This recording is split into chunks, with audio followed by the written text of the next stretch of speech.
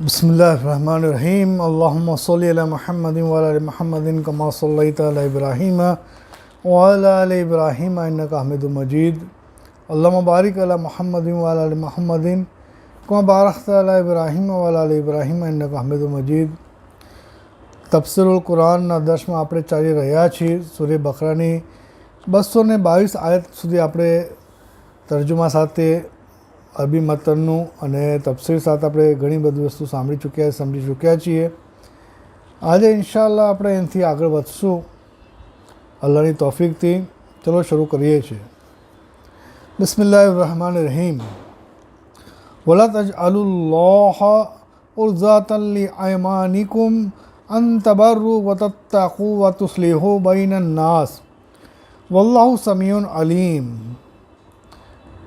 અને હે લોકો, અલ્લાહના નામને પોતાના સોગંદોમાં આડ ન બનાવો કે અલ્લાહના નામને કસમનું બહાનું બનાવીને ભલાઈ અને પરહેઝગારી કરો નહીં, તેમજ લોકો વચ્ચે સુલહ કરાવો નહીં, અને અલ્લાહ સર્વ કંઈ સાંભળે છે।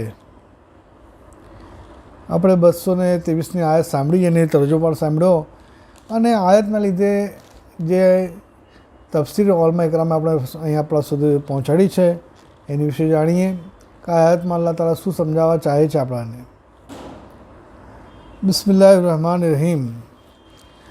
નેક કામોથી દૂર રહેવામાં, જેમ કે મા બાપથી બોલીશ નહીં, અથવા કોઈ ગરીબને મદદ કરીશ નહીં, અથવા કોઈની વચ્ચે સુલહ કરાવીશ નહીં વગેરે કામોમાં સોગંદ ખાઈ અલ્લાહના નામથી આડ ન પકડો, એવા સોગંદ ખાવા ન જોઈએ।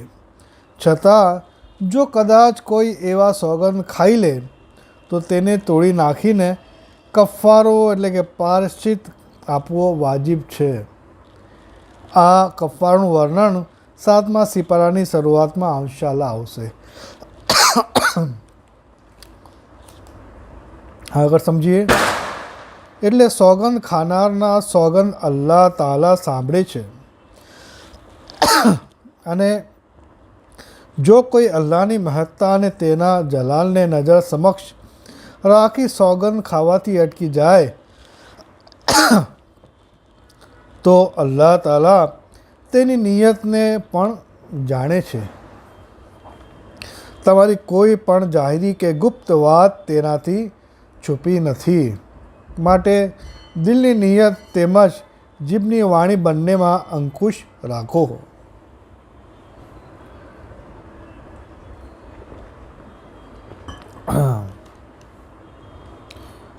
લા યુઆખિઝુકુમુલ્લાહુ બિલ્લગવી ફી અયમાનિકુમ વલાકિન યુઆખિઝુકુમ બીમા કસબત કુલુબુકુમ વલ્લાહુ ગફૂરુન હલીમ।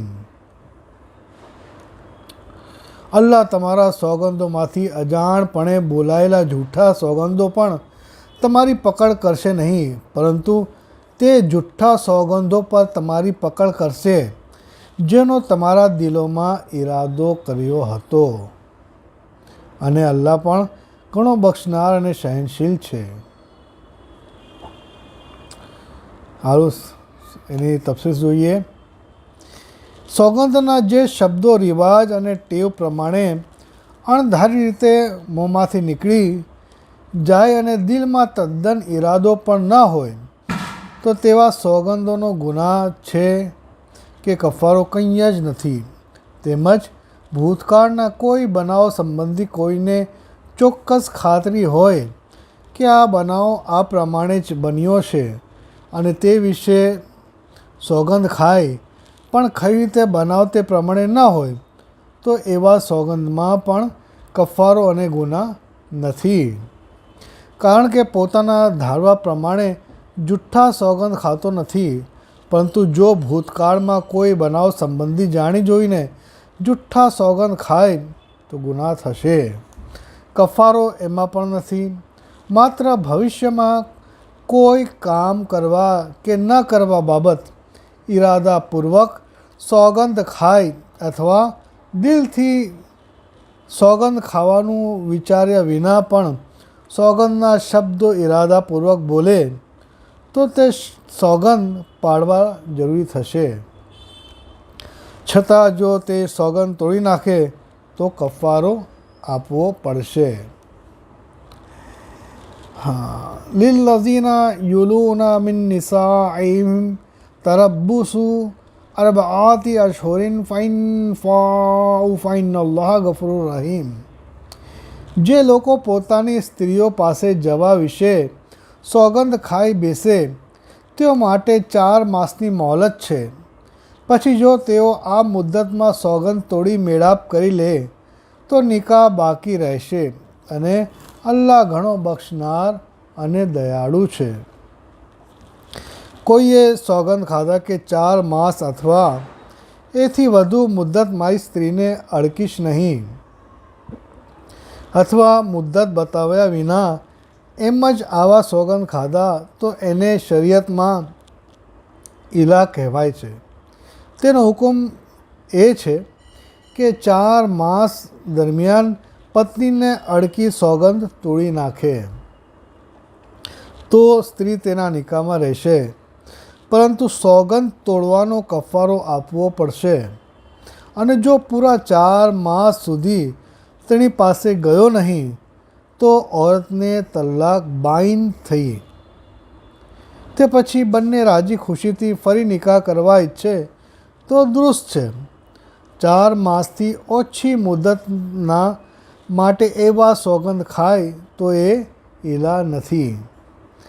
ત્યારે જે કોઈ માણસ 2 કે 3 માસ માટે એવા સોગંદ ખાઈ પૂરા કરે તો તેથી કફારો કે તલાક કંઈ લાગુ પડે નહીં, પરંતુ જો તે દરમિયાનમાં સોગંદ તોડી નાખે તો કફારો આપવો પડશે. અલ્લાહ તાલા આપણને સમજાવી દે. ચલો આગળ વધીએ. વઇન અઝમુ તલાક ફઇન્નલ્લાહ સમીઉન અલીમ. વલમુતલ્લકાતુ યતરબ્બસના બિઅન્ફુસિહિન્ના સલાસાતા قرعي ولا يحل لهن أن يكتمن ما خلق الله في أرحامهن إن كن يؤمن بالله واليوم الآخر وبؤولاتهن أحق بردهن بذلك إن أرادوا إصلاحا ولهن مثل الذي عليهن بالمعروف વલિરિજાલી અલૈહિન્ના દરાજા વલ્લાહુ અઝીઝુન હકીમ.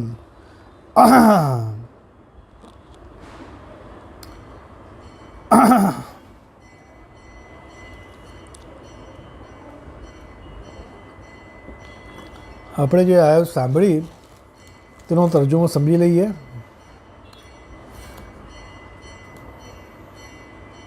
અને જો તદ્દન છોડી દેવાનો જ પાકો ઈરાદો કરી લીધો છે તો બેશક અલ્લાહ તેઓના સોગંદને સાંભળે છે અને તેઓના નિશ્ચયને પણ જાણે છે. અને જે સ્ત્રીઓને તલાક આપવામાં આવી હોય તે તેણીઓ પોતાને 3 હેઝ પૂરા થવા સુધી નિકાહથી રોકી રાખે. પણ જો તેણીઓ અલ્લાહને તથા આખિરતના દિવસને માનતી હોય તો તેણીઓ માટે જાયઝ નથી કે અલ્લાહે તેણીઓના ગર્ભશાયમાં જે કંઈ બાળક કે હૈઝ ઉત્પન્ન કર્યું હોય તેને છુપાવે. અને જો તેણીઓના ધણી સુલાઈથી રહેવા ચાહે તો તેઓ આ મુદ્દત દરમિયાન તેણીઓને રાખી લેવા વધુ હકદાર છે. આ સુલાનો હુકમ એટલા માટે આપ્યો કે સ્ત્રીઓના પણ પુરુષો પર એવા જ હક છે જેવા કે શરીયતના કાયદા મુજબ પુરુષોના તેણીઓ પર હક છે. પણ એટલું જ જરૂર છે કે પુરુષોને સ્ત્રીઓ પર શ્રેષ્ઠતા વધારે છે અને અલ્લાહ જબરદસ્ત અને હિકમતવાળો છે. આ આપણે તર્જુમો સાંભળ્યો છે અને આની તફસીર પણ આપણે જોઈ લઈએ.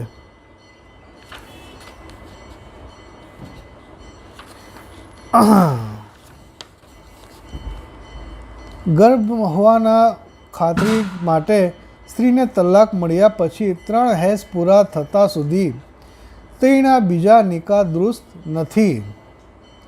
પર પેટની સત્ય બિના એટલે હેઝ આવતું હોય અથવા ગર્ભ હોય તો તેનું જાહેર કરવું ફરજ છે કે જેથી બીજા નિકાહ થતાં આગલાની ઔલાદ બીજાને મળે નહીં. આ પેટની બીના જાહેર કરવા ખાતર થૂવવાની મુદ્દત ઇદ્દત કહે છે. આ 3 હેઝ સુધી ઇદ્દત ખાસ તે ઓરત માટે છે જે ધણી સાથે રહી હોય અથવા ધણી સાથે એકાદમાં મેળાપ કરી ચૂકી હોય અને તેણીને હેઝ આવ્યા કરતું હોય તેમજ તલાક આપતી વખતે ગર્ભવતી ન હોય. જે ઓરત ધણી સાથે તદ્દન રીતે રહી નથી તેમજ કોઈ વખત એકાંતમાં ઘણી પાસે પણ ગઈ નથી તો તેણી માટે તલાક પછી ઇદ્દત નથી અને તેણીને નાની વય અથવા વૃદ્ધાવસ્થાને કારણે હેઝ આવતું ન હોય. તેણીની ઇદ્દત 3 માસ છે અને ગર્ભિણીની હામિલાની ઇદ્દત બચ્ચું થવા સુધી છે. ઇદ્દત સુધી આ હુકમો બીજી આયતોમાં અને હદીસોમાં છે. રજાઈ તલાક જેણે વર્ણન આગલી આયતોમાં આવે છે તેમાં ઓરતની ઇદ્દત પૂરી થવા પહેલાં તેણીની સાથે ભલાઈ અને મામલાનો સુધારો કરવાની ઈચ્છાથી જો ધણી ચાહે તો ઓરતને નારાજી છતાં તેણીને પાછી રાખી શકે છે. રુજૂ કરી લે ફરીથી નિકાહ કરવાની જરૂરત નથી, પરંતુ તેણીને સતાવવામાં અથવા દબાવ નાખી મહેર માફ કરવાના હેતુથી રુજૂ કરી પાછી રાખે તો જે કે રુજૂ દુરુસ્ત થઈ જશે પણ નાહક જુલ્મ કરવાના કારણે સખ્ત ગુનેગાર થશે. આ વાતને નિર્વિવાદ છે કે જેવી રીતે औरतों पर मर्दों हक है तेवी ज रीते मर्दों पर औरतों पण हक है. तो प्रत्येक पर एकबीजाना हक्को कायदेसर पूरा करवा जरूरी है. माटे पतिने पत्नी साथे गैरवर्तणूक करवानी तेना हक्को मारवानी मनाई है. छतां पुरुष ने स्त्री पर अनेक रीते श्रेष्ठता होवाथी રુજુના વિષયમાં અધિકતર પુરુષોને જ આપવામાં આવ્યો છે. આપણે જે કંઈ સાંભળ્યું છે એમાં જે મિસ્ટેક થઈ છે, જે ગલતી થઈ છે એને ફરીથી સાંભળીને કોશિશ કરી છે કે એને બરાબર રીતે આપણા સુધી પહોંચવાની મહેનત કરી છે.